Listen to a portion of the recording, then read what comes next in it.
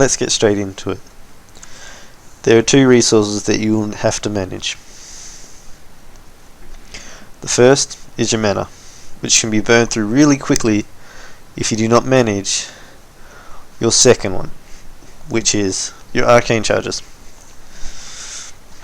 Arcane charges cap at 4 and are gained by landing arcane blast, missiles, or arcane explosion.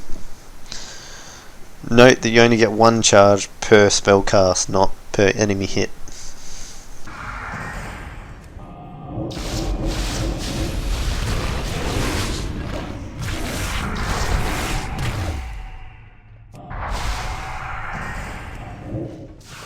Arcane charges increase mana costs of Arcane Blast and Explosion, while also increasing the damage of Arcane Blast, Barrage, Missiles, and also the Explosion. By casting Arcane Barrage, you will effectively remove all your current charges you've stored up.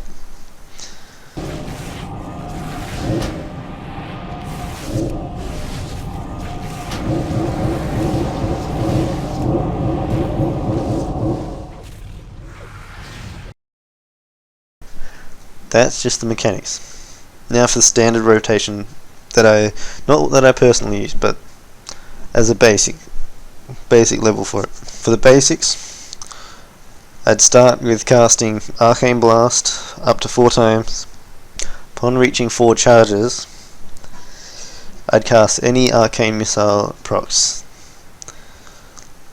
I'll only use it at 4 charges due to being more efficient, since Arcane Missiles has no mana cost. Once at 4 charges, continue casting Arcane Blast, and whenever Arcane Missiles procs, use it.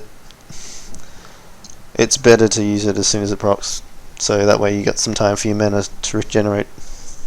As soon as you run out of mana, cast Evocation, just to top you up, but make sure you're in minimum mana before you cast.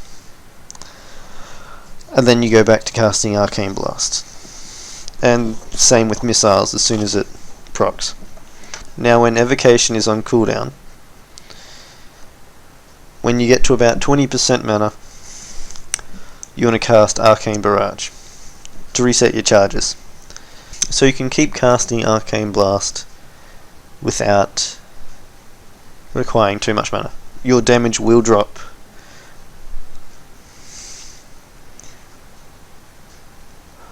Yes, your damage will drop, but it's just to keep your damage going. So you want to cast Arcane Barrage when on minimal mana, then you cast Arcane Blast, getting as far as you can before you run out of mana, and then resetting with Arcane Barrage. If any Arcane Missiles proc, you want to cast that before you cast the Arcane Barrage to reset. And you just keep rinse and repeat until your Evocation comes off cooldown. That is if the boss fight lasts that long.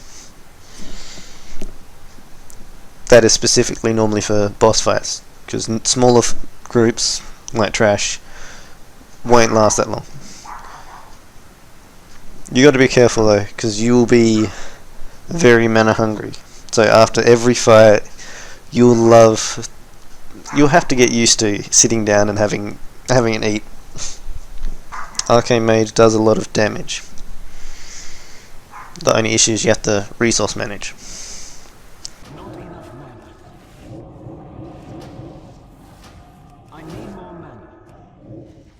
mana. Reasons to try out Arcane Mage. Moderate to high damage output. A simple rotation. Not everyone's playing Arcane.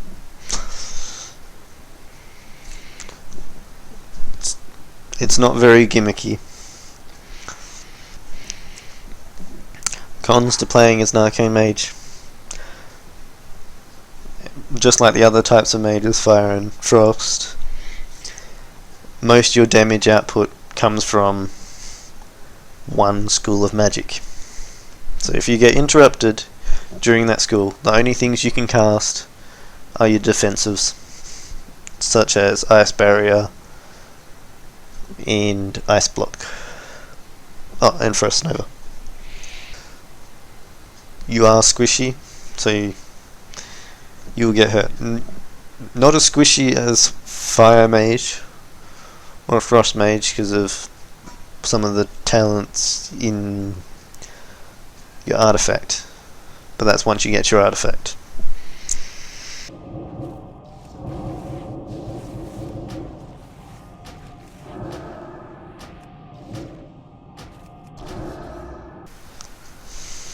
If you like this basics guide explanation and would like to see an intermediate, please leave a like, where I'll go into talents, situational stuff, like when I'd cast, say, Ice Flows or Blink. And if you want to see other basics guides to the classes and specializations, please subscribe, as I plan to do many more of these in the future. Thanks for watching.